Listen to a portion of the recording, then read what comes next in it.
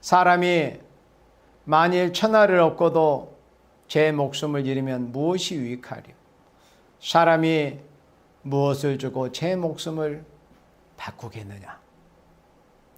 인자가 아버지의 영광으로 그 천사들과 함께 오리니 그때 각 사람의 행한 대로 갚으리라. 아멘. 예수님께서 사람의 생각으로 걱정하는 베드로를 꾸짖으신 후에 이렇게 예수님이 비장한 결의의 말씀을 하십니다. 누구든지 제 목숨을 구원하고자 하면은 잃을 것이다. 그리고 누구든지 예수님을 위해서 제 목숨을 잃으면은 찾으리라. 이렇게 말씀하시고 사람이 만일 온 천하를 얻고도 제 목숨을 잃으면 무엇이 유익하겠느냐?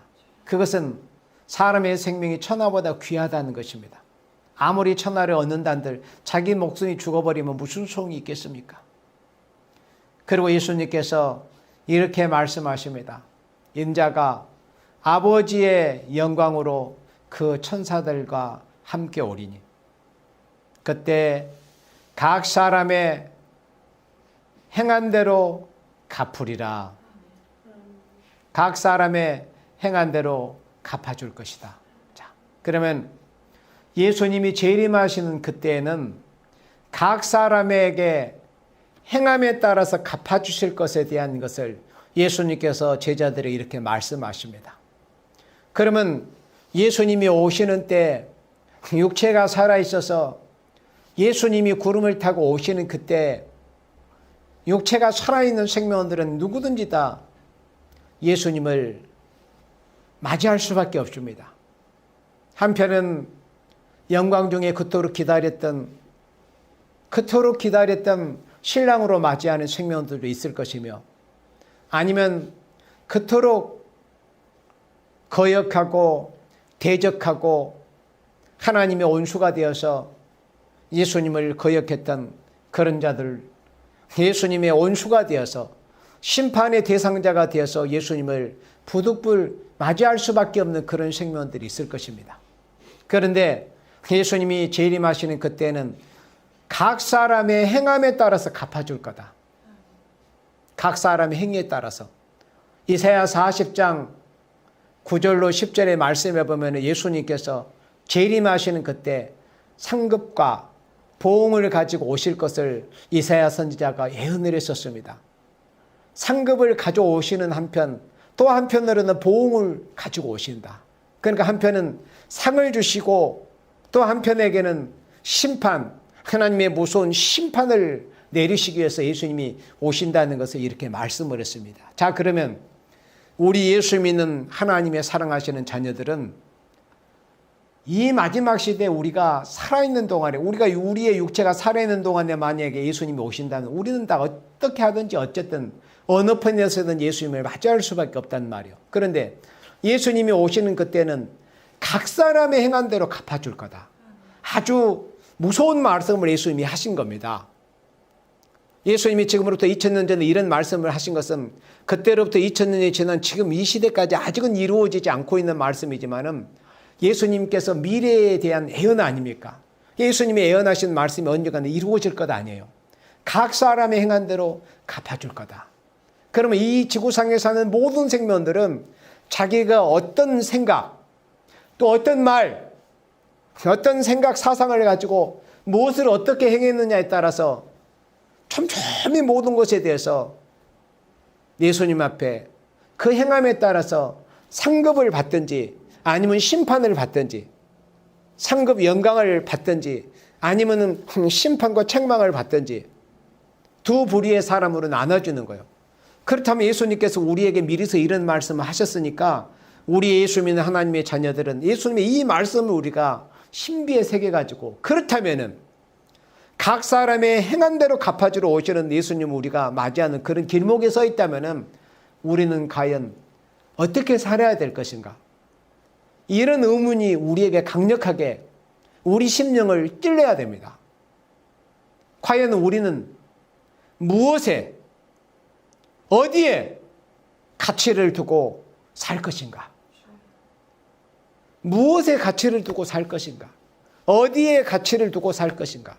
이 땅인가? 아니면 주님의 나라인가? 아니면 이 세상이 어떤 것인가? 아니면 하나님의 영광인가? 무엇에 가치를 둘 것인가? 또 어디에 가치를 둘 것인가? 예수님께서 우리의 심령폐부를 다 살피신다고 했습니다. 우리의 머리털도 다 세심마 되신다고 하셨습니다. 우리의 모든 생각을 다 아십니다. 그렇다면 우리가 가진 생각 하나에까지 하나님 앞에 다 계산을 받아야 됩니다. 예수님이 심판하신 그때.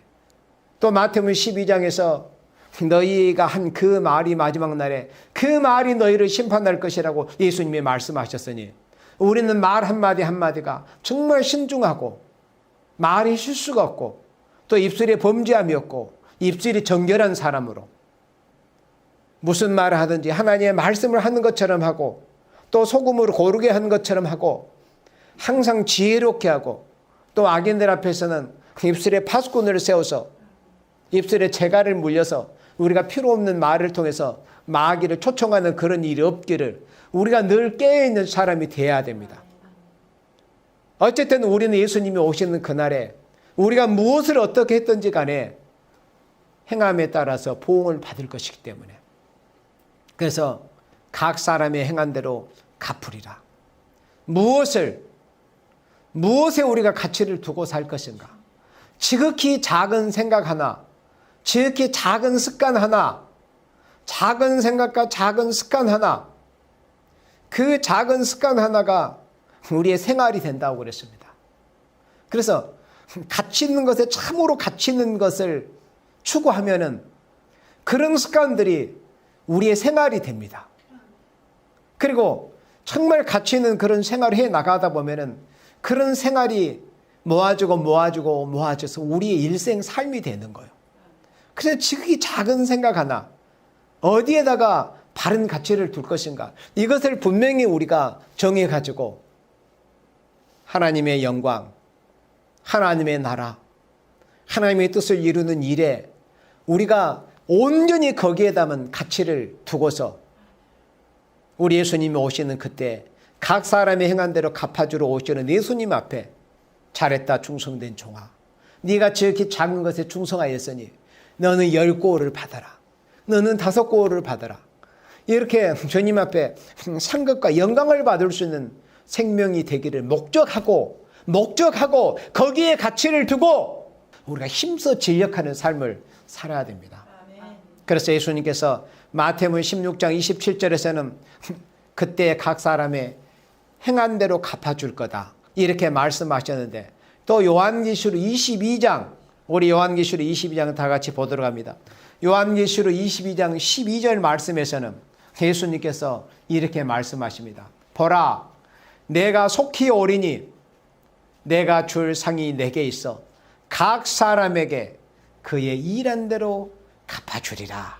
그래서 마태복음 16장 27절 각 사람의 행한 대로 갚아주리라는 이런 말씀과 또 요한계시록 22장 12절 말씀에 보라, 내가 속히 오리니 내가 줄 상이 내게 있어 각 사람에게 그의 일한 대로 갚아주리라. 이 말씀이 비슷한 말씀 같고 같은 말씀 같지만 사실은 엄밀히 따지면 약간의 차이가 있는 말씀입니다. 그러니까 마태복음 16장 27절의 말씀은 사람들이 잘했든지 못했든지 간에 선악간에 자기 행함에 따라서 다 받는다는 의미입니다. 상을 받을 생명은 상을 받을 것이고 심판받을 행위를 한 자는 심판을 받을 것이라는 그런 종합적인 말씀인데, 여기 요한계시록 22장 12절의 말씀은 예수님이 이제 구름을 타고 속히 오시는 그때 내가 줄 상이 있다고 그랬어요. 그러니까 여기서는 상에 관한 말씀에 국한된 겁니다. 내가 줄 상이 있어, 내가 줄 상이 내게 있어 각 사람에게 그의 일한 대로 갚아주리라. 여기서 일한다는 건 오직 하나님의 영광을 목적하고 오직 하나님께서 주시는 그 상급과 영광을 받는 데만 거기에다만 가치를 두고 일을 했던 하나님의 영광을 나타나기를 소망하면서 소원하면서 또 이 땅에 하나님의 나라를 세우기 위해서 거기에 목적을 두고 일했던 그런 충성된 종들에게 대해서 그의 일한 대로 갚아줄 것이라는 것을 이렇게 말씀을 한 겁니다. 그래서 주님의 재림을 소망을 하면서 그의 나라와 그의 영광을 위해서 정말 충성과 진실을 다했던 이런 종들에게 각 사람에게 그의 일한 대로 갚아주리라. 그러니까 오롯이 상급을 주신다는 이런 말씀입니다.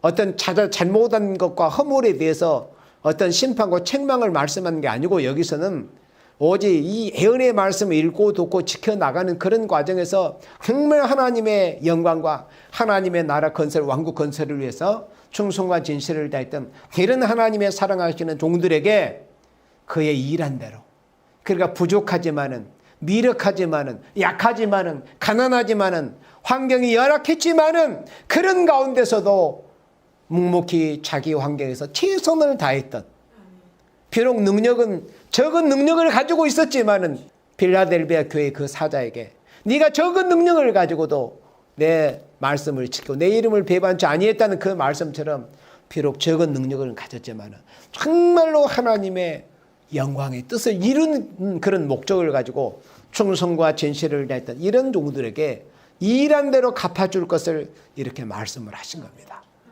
그래서 우리가 예수 믿는 사람은 히브리서 11장의 말씀처럼 하나님을 찾는 생명들, 하나님을 믿는 생명들, 그러니까 하나님께 나아가고 하나님을 찾는 생명, 하나님이 계신 것과 또 자기를 찾는 자들에게 하나님이 상 주시는 이심을 우리가 믿어야 될 것이라는 것을 말씀을 했습니다. 그러니 예수 믿는 사람들은 반드시 처음에는 우리가 예수님을 만나서 처음 사랑, 예수님의 그 첫사랑을 통해서 정말로 이제 주님이 주시는 은혜에 젖어가지고 은혜가 충만한 그런 생활을 하고 그런 생활을 이제 하다 보니까 이제 나도 이 상태에 머물러 있어서는 안 되고 어떤 자람이 필요하구나. 장성이 그리스도인은 처음에 예수님을 만나고 첫사랑을 나눈 그런 미로의 그런 기간에서만 머물러 있는 것이 아니고 결국은 그리스도인들이 예수님을 만나서 죽었던 영의 생명이 산 그 이후로 중생을 받은 이후로 마치 어린 아이가 육체를 가지고 태어나서 자라는 그런 과정이 있듯이 예수 만나서 하나님의 백성이 된 생명들이 자라는 과정이 있구나. 그래서 자란다는 것은 결국은 예수님을 맞아 신부가 되기 위함이요. 그리고 예수님을 맞이하기 위해서는 우리가 열심히 하나님 나라 건설에서 일을 해야 된다는 일꾼으로 자라야 된다는 것을 의미하는구나 하는 것을 생각하면서 이제 자라는 그런 과정이 있어야 되는 거예요. 그리고 우리가 자라는 목적이 뭐예요? 예수님을 맞이하기 위해서 그리고 예수님 나라 건설을 위한 목적을 위해서 우리가 자라는 거지. 우리가 예수 믿고 신앙이 장성하는 것은 무슨 목적으로 우리가 자라는 것입니까? 오직 하나님의 영광을 위해서 하나님의 나라 건설을 위해서 어떻게 하든지 주님의 일을 섬기기 위한 그런 목적으로 우리가 자라고자 하는 그런 목적이 분명히 있어야 됩니다. 그런 과정에서 하나님께서 각 사람에게 일한 대로 갚아주리라 그랬잖아요. 계시록 22장 12절에. 그래서 히브리서 11장 6절에서는 하나님이 이렇게 분명히 약속을 하셨어요. 하나님을 찾는 자들에게는 하나님의 반대 상 주신다는 것을 믿으라고 그렇게 명령을 하신 겁니다. 그러니까 나는 예수 믿어서 죽어서 천국 가는 것이 족합니다. 그저 예수 믿는 이 자체만도 감사합니다. 물론 얼마나 감사하고 얼마나 참 기본적으로 감사한 일입니까? 그러나 예수님을 만나서 은혜를 받아 중생받고 구원받고 영원한 생명을 소유받은 생명들은 거기에서만 머물러 있어서는 안 되는 거예요. 우리에게 주신 사명이 있어요. 왜 우리를 부르셨는가? 나에게 주신 소명이 뭔가? 또 내게 무슨 일을 하나님이 맡기시고 하게 하시기를 원하시는가? 내 사명은 하나님 앞에 어떤 사명을 받았는가? 그 사명을 바로 인식을 해가지고 예수님이 오시는 그날까지 하나님의 나라 건설을 위해서 주님의 나라 건설을 위해서 주님의 일을 섬기기 위해서 주의 일을 분케하기 위해서 정말로 충성과 진실을 다하는 그런 충성된 종들이 돼야 된다. 그런 과정에서 수고한 것에 대해서 갚아주신다는 겁니다. 그래서 계시록 22장 12절에 내게 있어 각 사람에게 그의 일한 대로 갚아주리라. 내가 줄 상이 내게 있어 각 사람의 일한 대로 갚아줄 것이다. 우리는 이 확실하게 면류관을 목적하고 싸워야 됩니다. 그냥 예수 믿는 것 자체로 만족해서는 안 됩니다. 그거는 젖 먹는 상태에 있는 것과 똑같은 상태입니다. 예수님을 만나가지고 죽었던 생명이 산 그 자체가 물론 너무나 감사한 일이지만 우리는 그 어린아이 상태에서 머물러 있어서는 안 되는 거예요. 젖이나 먹고 단단한 식물을 먹지 못하는 그런 어린아이 상태에 머물러 있어서는 안 됩니다. 예수님이 오시는 그때는 장성한 장부, 쇠몽댕이, 철장을 가지고 만국을 다스릴 수 있는 그런 장부의 신앙을 가져야 된다. 이사야 선지자가 예언했던 말씀처럼 너희는 장부가 되라고 그래요. 장부. 그것은 장부의 신앙을 가져야 된다는 것. 남종이든 여종이든 남녀노소를 불문하고 우리 예수 믿는 하나님의 자녀들은 하나님이 보시기에는 남녀노소를 불문하고 모두가 다 신앙의 장성한 장부가 되기를 하나님은 원하신다는 거예요. 장부가 돼야 된다. 그래서 하나님을 찾는 이들에게 또 하나님의 나라, 하나님의 영광을 목적하고 싸워나가는 그런 생명들을 하나님이 상 주신다는 것을 믿어야 된다. 그래서 면류관을 목적하고 싸우는 것이 있어야 된다는 거예요. 하나님은 상을 주시는 이심을 우리가 믿어야 됩니다. 상 주시는 하나님이 누구신가? 하나님은 각 사람에게 일한 대로 갚아주시고 각 사람의 행위에 따라서 하나님이 보응하시는 하나님이신 걸 알아야 됩니다. 그러니 하나님이 너무나 공평하신 하나님이고 우리가 하나님을 알고 나면 너무나 다행스럽고 감사한 것은 세상은 불공평한 것들이 너무 많이 있어요. 그래서 이게 현실입니다. 그렇지만은 하나님은 우리가 섬기는 하나님은 정말 공평하신 하나님이시라는 것에 대해서 우리가 하나님을 알고 난 이후에 너무 감사가 되더라고요. 정말 하나님은 공의로우신 분이구나. 정말 공평하신 분이구나.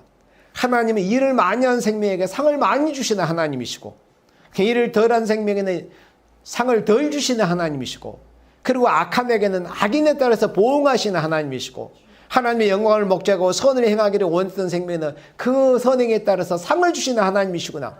이걸 알게 될 때 너무나 감사하다 그겁니다. 그래서 하나님은 공의로운 하나님이십니다. 이 하나님께서 자기를 찾는 자들에게는 상을 주시는 하나님이시라고 이렇게 말씀하셨습니다. 예수 믿는 사람은 상 받기를 목적을 해야 됩니다. 우리가 그것이 물론 전체가 되어서는 안 되지만 우리가 예수님의 그 은혜의 공로 십자가에서 나를 위해서 십자가에서 피를 흘리는 그 은혜를 힘입어서 그 은혜가 감사해서 우리가 순종의 생활을 해야 되는 것은 마땅한 본분이에요. 그런데 거기에서만 머물러 있어서는 안 되고 성경 말씀에 이렇게 그런 은혜를 받은 생명들에게 그 위에 하나님이 뭐라고 말씀하셨는가를 우리가 눈을 뜨고 귀를 기울여서 우리가 보고 드려야 됩니다. 그것은 상 주시는 이심을 믿어야 된다는 거예요. 하나님의 영광과 하나님의 나라를 위해서 정말 충성과 진실을 다하는 생명들을 하나님은 상을 주시는 하나님이시구나. 그 말씀에 유의하면서 우리가 올 한 해 동안에도 어떻게 하면 내가 하나님의 나라에 내 상급을 많이 쌓을까 이런 목적을 우리가 목표를 분명히 가져야 됩니다. 그러니까 이 연초에는 목표 설정이 중요하다고 그랬습니다. 다 우리가 각 개인대로 올 한 해 동안에 자기 어떤 목표 설정이 있을 것입니다. 여러 가지 목표 설정이 있을 수 있지만은 그래서 그 중에서 이제 빠질 수 없는 또 목표 설정이 하나가 있어야 돼요. 이거 기본적인 목표 설정입니다. 그것은 하나님 앞에 얼만큼 받을 것인가. 하나님 나라에서 일한 대로 갚아주신다고 하셨으니까. 그리고 면류관을 목적하고 싸우라고 하셨으니까. 그리고 자기를 찾는 이들에게는 하나님이 상 주시는 이심을 믿으라고 명하셨으니까. 하나님은 상을 주시는 하나님이시다. 그래서 예수님이 오시는 그때는 상을 받을 것인가 아니면 진노 심판을 받을 것인가 이것이 명확하게 갈라지는 그런 때입니다. 우리가 어느 편에 서야 되겠어요. 그래서 우리가 모든 목적이 예수님이 오시는 그때 영광 중에 오실 예수님을 맞이할 목적을 분명히 표대를 세우고 예수님이 오시는 그때 상급을 받기 위해서 또 주님의 주위에 왕권을 받아서 주님과 더불어서 이스라엘의 12지파를 다스릴 수 있는 그런 왕권 받기를 면류관 받기를 목적을 하고 싸워나간 이런 한 해가 돼야 됩니다. 예수님이 다시 오셔서 심판하시는 그때는 요한계시록 11장 8절에서는 주의 이름을 경외하는 자들에게는 상을 주시고 또 땅을 망하게 하는 자들은 하나님께서 멸망시킬 때라는 것을 말씀을 했습니다. 주의 이름을 경외하는 자는 분명히 상을 주신다고 말씀하시고 이 세상을 죄악으로 인해서 망하게 하는 짐승의 사상을 가지고 이 땅을 망케 하는 그런 자들은 하나님이 예수님이 재림하셔 심판하시고 멸망시키신다는 것을 요한계시록 11장 18절에서는 분명히 말씀을 했습니다. 그래서 예수님이 오시는 그때 어떻게 하면 내가 많은 상을 받을 수 있을까? 그런 목표 설정이 분명하면은 우리가 생각 하나, 입술의 말 하나, 우리의 수적의 놀림 하나도 정말로 그 모든 그 표대를 맞춰가 우리가 표대를 분명히 세우면은 말을 하든지 생각을 하든지 어떤 이 수적의 놀림을 하든지 간에 하나님 앞에 상 받을 것에만 표대를 분명히 세워놓고 나아가면은 예수님이 오시는 그때 정말 상 받을 것이 많은 생명이 분명히 될 것입니다. 그게 목표 설정이 중요하다는 거예요. 표대를 어떻게 어디에다가 세워놓을 것인가. 예수님이 오시는 그때 상 받기를 목적하는 생명. 정말 공평하신 예수님 앞에. 그래서 예수님께서 빌라델비아 교회 사자에게 이렇게 말씀하셨습니다. 아무나 네 면류관을 빼앗지 못하게 하라. 그것은 하나님의 백성들은 예수님이 오시는 그때 받아야 될 상이 있어요. 예수님께서 왕권을 주시기로 이 예정된 준비된 그런 종들도 있을 거 아니에요. 그러나 또 마귀의 세력도 누가 예수님 앞에 상을 많이 받을 생명인지 또 면류관을 받을 생명인지 마귀 귀신들은 다 알고 있습니다. 그러면 마귀가 본연의 사명이 뭐예요? 사단은 그 말의 의미에 뜻대로 대적하는 자.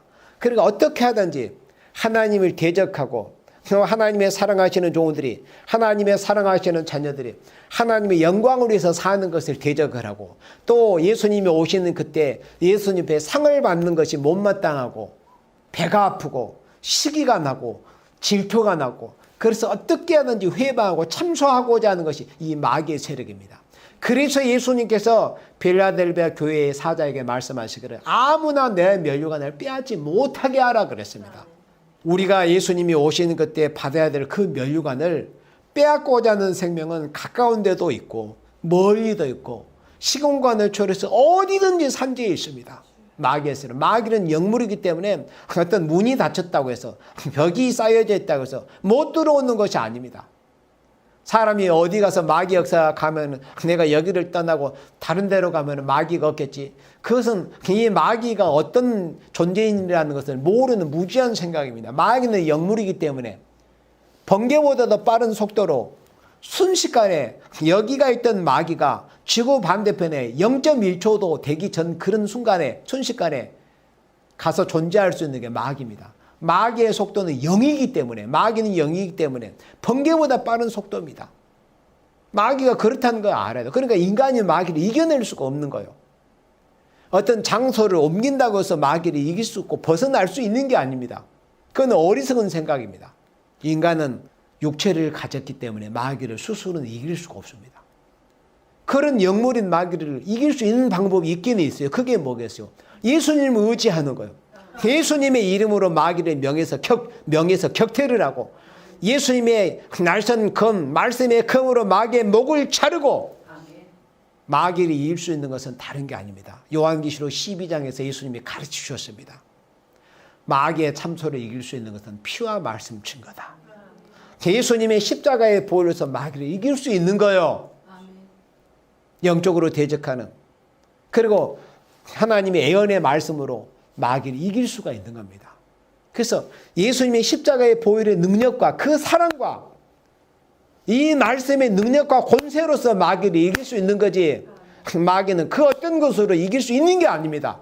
어떤 환경을 벗어나거나 뭐 옷을 바꿔 입는다거나 이런 것으로 해서 마귀를 이길 수 있는 게 아닙니다. 그래야 사람들은 그걸 모르기 때문에 뭐 부적을 붙이기도 하고 뭐 이사를 가기도 하고 이렇게 하잖아요. 마귀는 영물이기 때문에 이 지구 어느 곳에 어느 시에도 존재할 수 있습니다.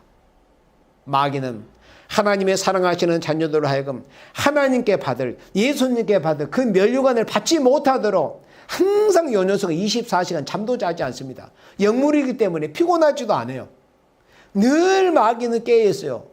그러니 어떻게 보면 게임이 불공평하기도 한 것 같잖아요. 우리는 잠을 잘 때도 있잖아요. 마귀는 잠도 안 자는데 그러면 우리가 어떻게 마귀를 이기면 내 육체는 자고 있지만 내 영혼은 늘 기도하고 있어야 되고 내가 육체가 누워서 편안히 육체가 쉴 때도 내 영혼은 하나님을 바라보고 내 영이 하나님께 쉼없이 간구하는 것이고 또 그것도 부족하다면 보호자 우편에서 나 같은 부족한 이 어린 양 한 마리 어린 양 죄인을 위해서 기도해 주신 그 예수님의 대연 기도가 있기 때문에 우리는 마귀를 피와 말씀으로 결국 이길 수가 있다는 겁니다. 마귀는 어떻게 하든지 여러분들이 예수님께 받을 면류관을 받지 못하도록, 폐가 아파가지고 어떻게 하든지 면류관을 받지 못하도록 해방하려고 하는 것이, 그게 마귀의 본연의 사명입니다. 그 마귀의 사명이 뭔지, 마귀의 깊은 비밀을 우리가 바로 알아야 됩니다. 그래서 내 면류관을 빼앗지 못하게 하라. 면류관을 두고 싸워야 돼. 면류관을 목적하고 싸워야 됩니다. 우리는 상받기를 위해서 싸워야 되는 거예요. 우리가 성경을 읽어보면 사도 바울의 삶이 그러했습니다. 빌립보서 2장에 이런 말씀이 있습니다. 그리스도의 날에 나로 자랑할 것이 있게 하라. 그런데 이 사도 바울이 빌립보 교회에 편지를 적어서 보내면서 그리스도의 날에 나로 자랑할 것이 있게 하라, 이런 부탁 겸 명령을 하면서 어떻게 하면 그리스도의 날에 자신이 그 빌립보 교회 때문에, 빌립보 성도들의 그 아름다운 하나님 앞에 그 충성된 행위 때문에 자신이 하나님 앞에 자랑할 것이 있을 것인가에 대해서 이렇게 말씀을 하실 때 빌립보서 2장 4절에 이렇게 말씀하십니다. 모든 일을 원망과 시비가 없이 해라. 모든 일을 원망과 시비가 없이 해라. 그러면은 그리스도의 날에 나로 자랑할 것이 있을 것이다. 너희들이 무슨 일에 내 가르침을 받아서, 내 지도를 받아서 신앙생활을 하고 있는 너희가 내 가르침을 따라서 원망과 시비가 없이 하면은 너희의 그 아름다운 행실 때문에 주님, 제가 복음을 전해서 씨를 뿌려서 키워서 열매 맺니까 저 생명들이 저렇게 아름답게 열매 맺었어요. 그러면 사도 바울이 예수님에 자랑할 것이 있게 되는 거예요. 그런데 그걸 말씀할 때 빌립보 교회에게 원망과 시비가 없이 하라, 이렇게 말씀하고, 또 빌립보서 2장 15절에는 이렇게 말씀했습니다. 이는 너희가 흠이 없고 순전하여, 너희들이 흠이 없고 순전함으로 내가 그리스도의 날에 자랑할 것이 있게 될 것이다. 그리고 어그러지고 거스르는 세대 가운데서 하나님의 흠 없는 자녀로 세상에서 그들 가운데 빛들로 나타내며 16절에 생명의 말씀을 밝혀 나의 다름질도 헛되지 아니하고 수고도 헛되지 아니하므로 그리스도의 날에 나로 자랑할 것이 있게 하려 함이라. 빌립보 교회에게 이런 부탁을 한 겁니다. 사도 바울이 나로 제발 예수님 앞에서 자랑할 것이 있는 종이 되게 해다오.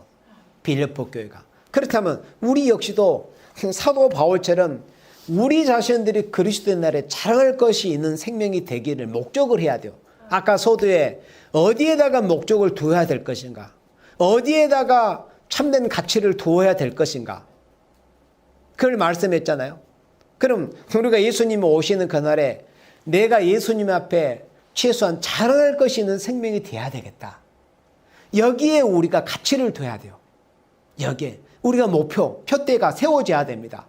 어떻게 하든지 예수님이 오시는 그때, 예수님이 재림하시는 그때, 요한계시록 1장 7절에서 보니까 볼죄다 구름을 타고 오시리라. 각인의 눈이 그를 보겠고 그를 찌른 자들도 볼 때 땅에 있는 모든 족속이 그를 인하여 애곡한다고 말씀하시는데, 그렇게 이 인류의, 이 지구상에 사는 모든 대다수의 인류가 슬피며 곡함에 이를 가며 슬피며 있은 그때 나는 그런 생명이 되지 않고 그렇게 불행스럽게 저주 가운데서 멸망하는 생명이 되지 않고 오히려 예수님이 오시는 그때 자랑할 것이 있는 생명이 되기 위해서는 어떻게 해야 될 것인가 하는 것을 우리가 생각을 해봐야 됩니다.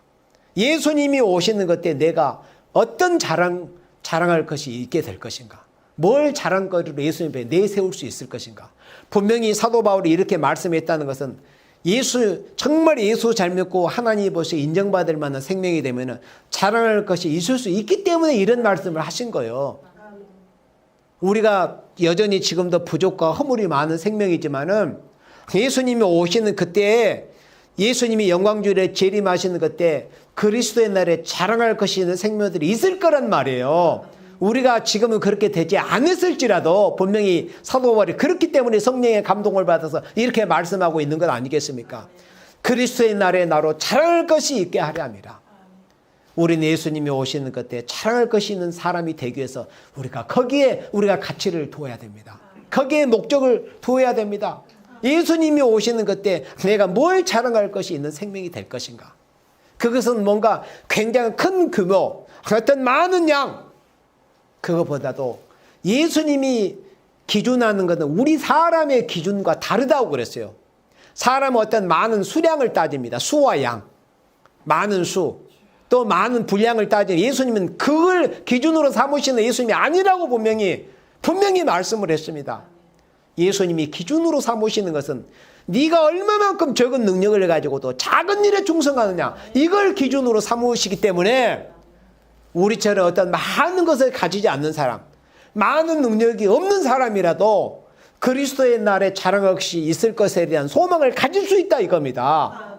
적은 능력을 가지고도 작은 일에 충성한 종에게 그리스도의 날에 자랑할 것이 있게 해주신다고 하셨기 때문에, 그런 약속이 있기 때문에, 그렇다면 우리가 그리스도의 날에 자랑할 것이 있기 위해서는 우리가 비록 현실은 내가 적은 능력을 가졌다 할지라도, 또 어떤 사람이 보기에 멸시하고 무시할 만한 그런 일이라 할지라도 작은 일에 내가 어떻게 하면 충성을 할까? 사람의 보기에는 딱 무시하기 좋을 만한, 사람의 보기에는 미미하게 보는 일이라도 정말 충성과 진실을 다해서 해산의 수고를 다해서 지극히 작은 일 하나에도 정말 세심하게 어떻게 하면 주님이 기뻐하실까? 어떻게 하면 주님이 이 일 때문에, 내가 이렇게 작은 일에 충성한 것 때문에 주님이 기뻐하실까? 어떻게 하면 아버지께서 기뻐하실까? 아버지께서 하늘에서 웃으실까? 성경에 보면 하나님이 하늘에서 웃으신다는 그런 표현이 나옵니다. 어떻게 하면 하나님을 미소짓게 해드릴까? 이런 작은 일에 충성할 수 있는 사람이 될 것인가? 여기에 우리가 항상 관심이 가져야 됩니다. 지극히 작은 거 하나에 충성하고자 하는.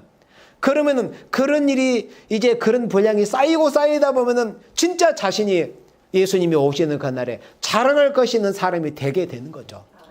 그래서 우리는 그리스도의 날에 자랑할 것이 있는 사람이 되기를 목적을 해야 된다. 그리고 빌립보서 3장 14절에서는 위에서 부르신 부름의 상을 위하여 쫓아가노라. 그런데 사도 바울이 빌립보 교회에 대해서 말씀하실 때 빌립보서 3장 13절에는 이런 말씀이었어요.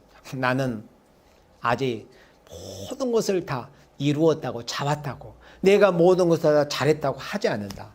나는 여전히 목마르다. 나는 여전히 배고프다. 나는 영적으로 내가 예수님 앞에 받을 그것에 나는 여전히 줄이고 목마른 상태에 있다. 내가 사람이 볼 때는 객관적인 시각에서 사람이 다른 이들보다, 어떤 다른 사도보다 더 많은 것을 한 것처럼 여겨지지만은, 그러나 나는 여전히 아직도 부족하고, 나는 내가 아직도 잡은 줄로 여기지 아니하고, 오직 한 일 뒤에 있는 것은 다 잊어버리고 늘 새로운 출발로서 어떻게 내가 하나님께 충성하고, 비록 적은 능력을 가지고 있지만은 지금 작은 일에도 충성해서 예수님이 오시는 그때 자랑할 것이 있는 생명이 될까? 이런 새로운 출발이 늘 있어야 된다는 거. 그래서 앞에 있는 것을 잡으려고, 사도 바울은 뒤에 있는 것을 다 잊어버리고 그저 앞에 있는 것만 잡으려고 표대를 향해서 위에서 부르신 부름의 상을 위해서 나는 이 시간도 힘써 쫓아가기를 원한다. 이렇게 밝혔습니다. 그러니까 사도 바울의 이 신앙의 이 표대가 우리의 신앙의 표대가 돼야 돼요. 사도 바울의 목적이 우리의 목적이 돼야 됩니다. 우리가 말로만, 어떤 설교로만 우리가 된다, 말을 한다고 해서 우리가 사도 바울 같은 삶을 살 수 있겠어요? 사도 바울 같은 삶을 살아야죠. 우리가 사도 바울 같은 삶을 살 때 정말로 사도 바울을 통해서 기록된 이 성경 말씀처럼 우리는 예수님이 오시는 그때 자랑할 것이 있는 생명이 될 것입니다. 우리의 삶에서 보여줘야 되는 거죠. 우리의 삶에서, 일상생활에서, 모든 것에서 우리의 삶에서 하나님 보시기에 네가 어떤 생명인가, 또 각 사람 다자간에 서로 간에 우리의 삶에서 보여지는 것이 있어야 됩니다. 빌립보서 3장 14절에 표대를 향하여 그리스도 예수 안에서 하나님이 위에서 부르신 부름의 상을 위하여 쫓아가노라. 표대, 사도 바울은 표대를 분명히 세워놨습니다. 그 표대가 뭡니까? 상 받을 표대입니다. 상을 받을 목적을 두었다, 그겁니다. 표대를 분명히 세워놨어. 그건 다른 게 아닙니다. 오직 그리스도 밖이 아닌, 세상을 통해서, 어떤 사람을 통해서가 아닌 그리스도 안에서만 내가 상을 받기를 원한다는 거예요. 그리스도 안에서, 그것도 하나님 위에서 부르시. 하나님 왜 자신을 하나님께서 위에서 부르셨습니까? 상 주시려고. 그렇다면 그 위에서 부르시는 목적을 자기가 알았단 말이죠. 그러면 알았으면 위에서 부르시는 그 상을 받기 위해서 부단히 오늘도 또 금년에도 예수님 오시는 그날까지 우리 역시도 그 부름의 상을 받기 위해서, 위에서 부르신 부름의 상을 받기 위해서 예수님이 오실 때 가지고 오실 그 상급과 영광과 이 왕권을 받기 위한 그런 목적, 표대를 분명히 세워놓고 뛰어가는 다름박질하는 그런 생활이 있어야 됩니다.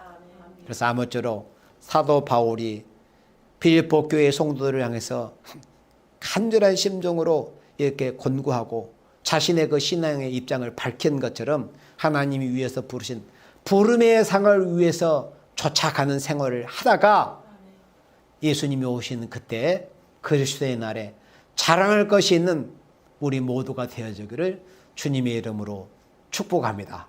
아멘.